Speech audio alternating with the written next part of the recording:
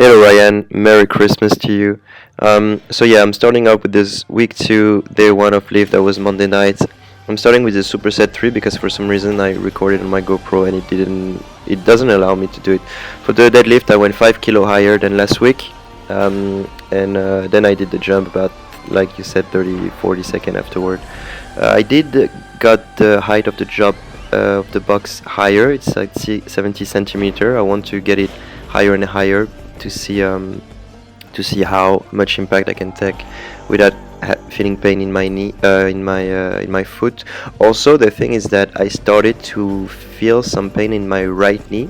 I guess because I'm landing so much on my right leg, and with the depth drop plus the complete landing on full squat, it started to hurt. So that's why here I'm waiting a little bit before jumping.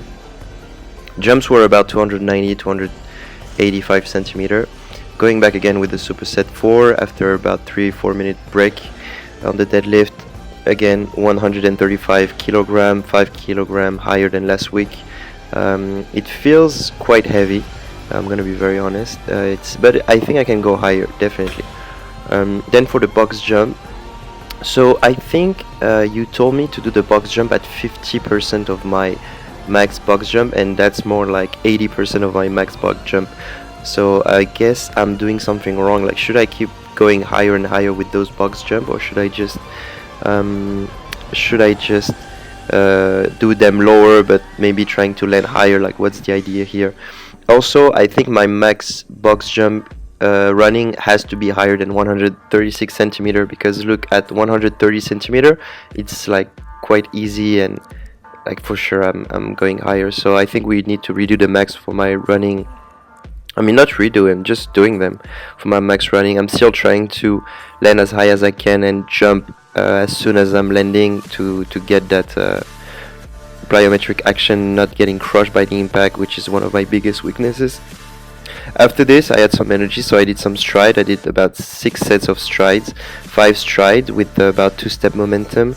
Every strides were about 8 of my foot, so that's I don't know, I cannot really count. I should have measured them, it will be easier, but here you can see with slow-mo with my technique and everything. So for the muscle ups, here I'm just explaining that I cannot record the ring muscle up because the gymnastic facility is closed because it's a holiday right now. So I did them, but in the dark. But I just want to tell you that yes, I'm gonna do them. Yeah, here we go with the overhead squat. I'm supposed to do them at about 60 kilogram. Last week I did them at 50 kilogram. This time I'm at 55 kilogram. I want to get the weight higher and higher to make sure I do them properly.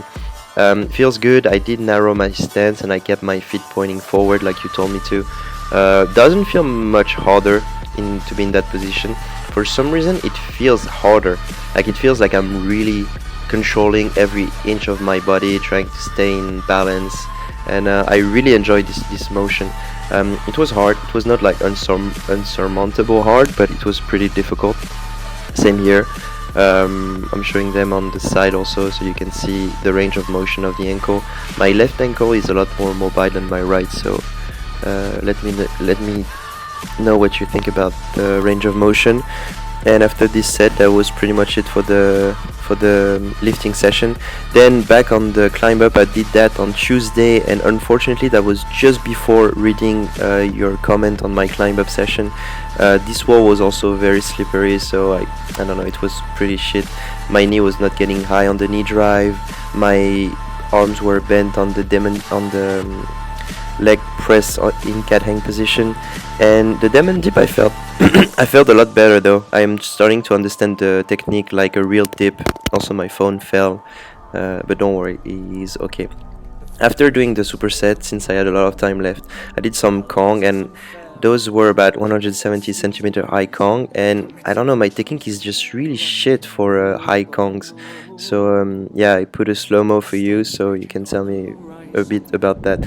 Then I went on to doing some lines related to the climb up idea, so going up and out of the climb up or the wall run, trying to get out as fast as possible. But there is still, like, when I do 2 feet, there is still a little bit of latency between the moment where I land, the moment where I push. So yeah, definitely need to work on that. I'm trying to do this climb up to dive Kong thing, and that was something very similar that we had in this competition in China, the setup that I was training here. And this whole day, it was just about many drills related to this competition in China. So as you can see, like after I go up the wall, there I'm doing like this speed step to dash out, and yeah, there was different way to see at this moment. Like, would you, after the wall run, speed step to dash out? Are you gonna two step after the wall run, two step on top of the box, and then doing this kind of dive Kong into reverse kind of thing like David is doing?